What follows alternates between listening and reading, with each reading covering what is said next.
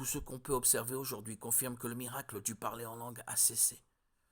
Si ce don existait encore, les missionnaires n'auraient pas besoin de fréquenter d'écoles de langue. Ils pourraient aller n'importe où et parler couramment n'importe quelle langue, de même que les apôtres en acte 2. Quant aux guérisons miraculeuses, on voit dans les Écritures que ce don était associé au ministère de Jésus et des apôtres. Luc 9, 1, 2.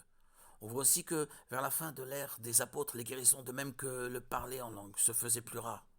L'apôtre Paul, qui a pourtant ressuscité Eutychus des morts, acte 29, 12, n'a pas guéri Épaphrodite, Philippiens 2, 25, 27, Trophime, 2 Timothée 80, Timothée 5, 23, ni même lui-même, 2 Corinthiens 12, 7, 9.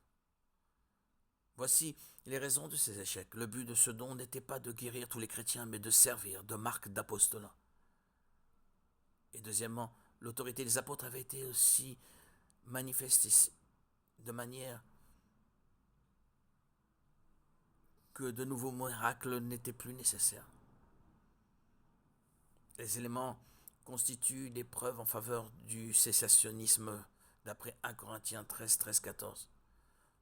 Nous devrions rechercher l'amour, le plus grand de tous les dons. Si nous devons aspirer au don, notre désir doit être avant tout de prêcher la parole de Dieu pour l'édification de tous.